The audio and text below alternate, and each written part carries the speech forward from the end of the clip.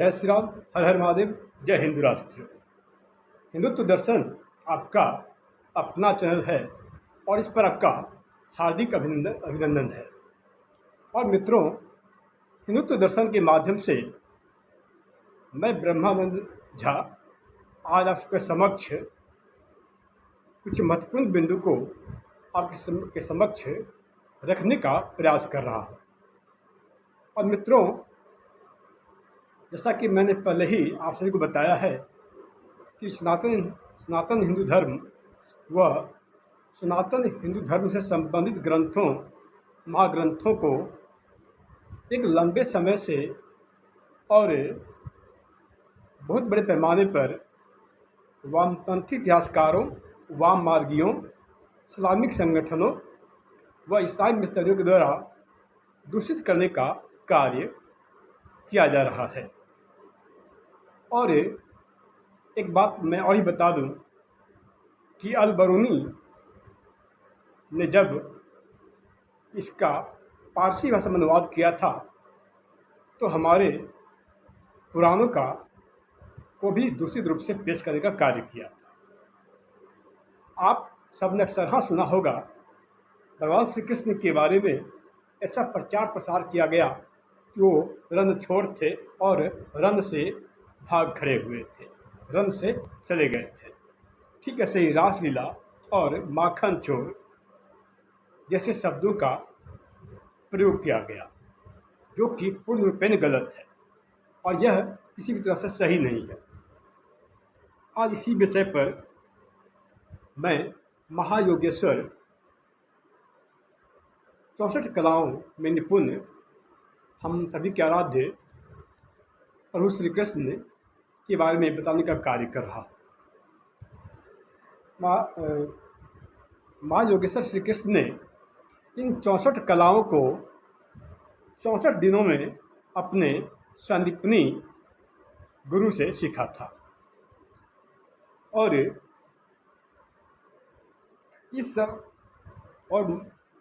हमारे महाप्रभु के चरित्र को दूषित करने का कार्य एक लंबे समय से किया जा रहा है। और यह रसखान ही था जिसने हमारे परम आराध्य प्रभु श्री कृष्ण ने, जो 64 कलाओं में निपुण थे, के बारे में रासलीला करने वाला, माखन चोर, ग्वाला जैसे शब्दों का प्रयोग किया।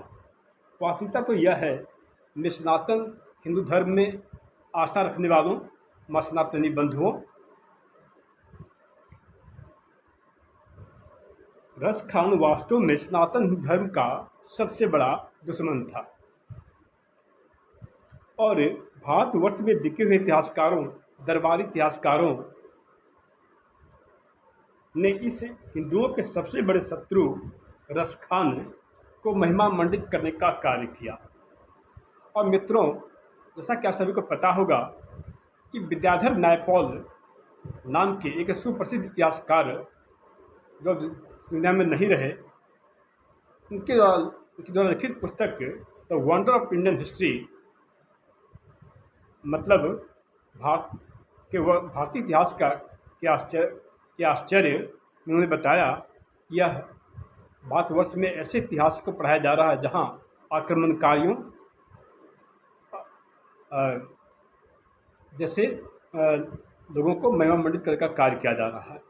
जैसे मुगल साम्राज्य को लेकर के ठीक है सही इस्लामिक के जितने भी आक्रांता हमारे पर आए, उन आक्रांताओं, आक्रमणकारियों को महिमा मंडित करने का कार्य किया जा रहा है। और इसके साथ ही राष्ट्रवाद को कमज़ोर करने वालों को महिमा मंडित करने का कार्य किया जा रहा है।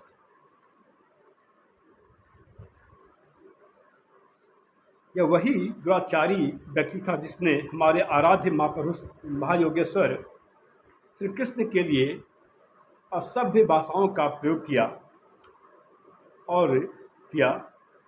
या यूँ कहें कि उनके व्यक्तित्व को तार करने का कार्य इसने लंबे पैमाने पर किया।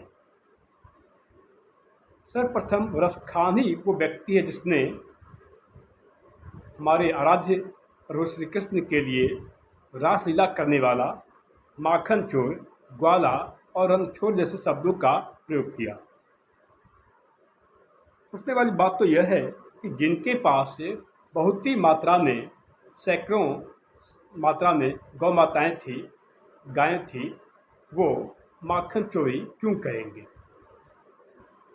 वेद व्यास द्वारा रचित महाभारत ग्रंथ, जिन्हें कि हम सभी सनातन हिंदू धर्म के मानने वाले इन्हें जय संहिता के नाम से भी जानते हैं, इन्होंने जब महाभारत की रचना की तब महाभारत में श्लोकों की संख्या 4400 थी, यानी 4400 थी।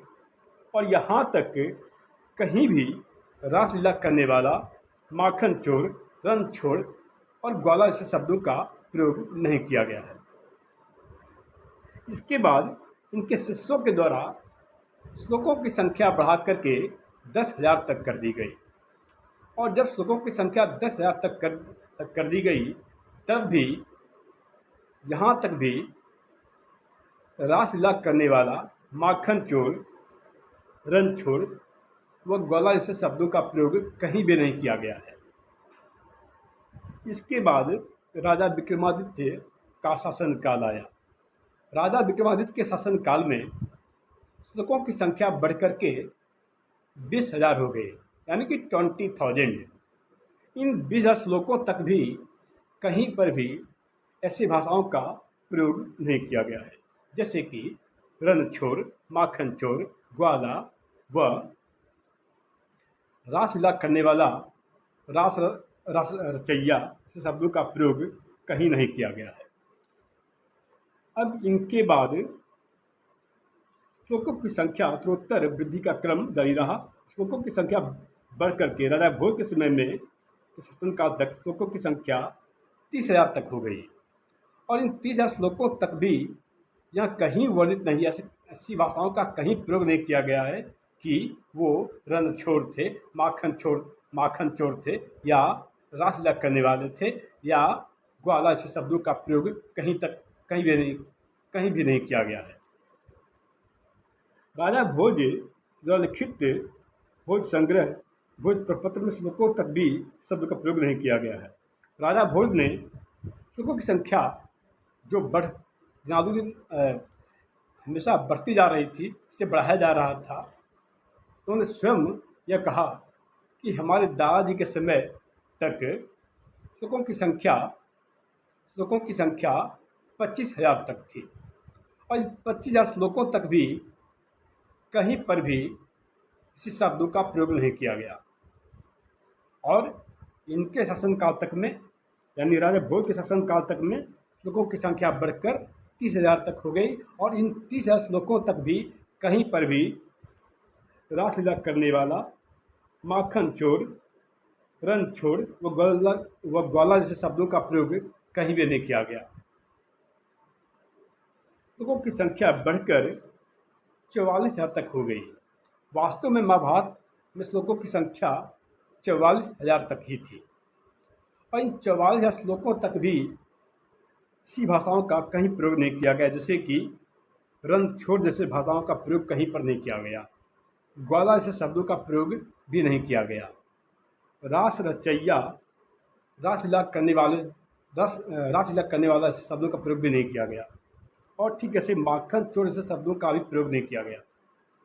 एक बात, इनके लिए रणछोड़ शब्द का प्रयोग किया गया, जबकि ज्ञात हो कि हमारे आराध्य महाप्रभु श्री कृष्ण जो कि 64 कलाओं में निपुण थे, कामसूत्र में 64 कलाओं का वर्णन है। तो जो हमारे आराध्य प्रभु, उन्होंने 64 दिनों में 64 कलाएं सीखी थी, उन्होंने अपने जीवन काल में कभी कोई युद्ध नहीं हारा था। तो जब उन्होंने युद्ध कभी हारा नहीं था, तो रणछोड़ की बात कहाँ से आ गई?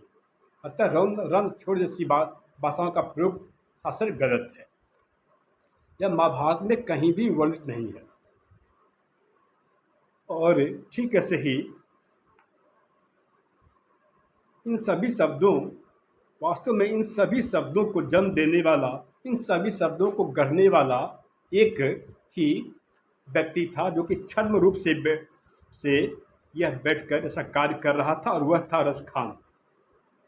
इस रसखान के द्वारा ही इन शब्दों का प्रयोग किया गया, जैसे रासलीला, रास रचाने वाला, माखन चोर, ग्वाला व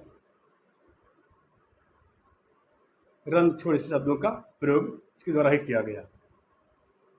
मित्रों, महाभारत ग्रंथ में आज के समय आप इसे खरीदते हैं तो 1,00,000 श्लोक तक है। अब 44 श्लोकों के बाद 56,000 श्लोकों की संख्या को किसने ऐसा कार्य किया, किसने इसे दूषित करने का कार्य किया और सबके पीछे क्या इन सभी का लक्ष्य था, हम सभी इससे भलीभांति परिचित हैं। अतः ऐसी भाषाओं का प्रयोग करने वालों के लिए मैं कहना चाहूँगा, ऐसा न करें। और आप सभी से आग्रह है कि अपने धर्म ग्रंथों का अध्ययन करें, महाभारत, रामायण शब्दों, रामायण का प्रयोग करें, का अध्ययन करें। इन महाभारत, रामायण ग्रंथों, महाग्रंथों, अपने धर्म ग्रंथों का अध्ययन न करने के कारण ही विधर्मियों के द्वारा ऐसे कार्य किए जा रहे हैं। ज्ञात हो कि महाप्रभु श्री कृष्ण 101 वर्ष तक जीवित रहे थे, यानी 101 वर्ष में इनका देहावसान हुआ था और 89 वर्ष की अवस्था जब थी तब महाभारत का युद्ध हुआ था। अतः रासलीला करने वाला, माखन चोर, ग्वाला और रन छोड़, यह कहीं भी वर्णित नहीं है और ऐसा है ही नहीं। जय श्री राम, हर हर महादेव, जय हिंद राष्ट्र।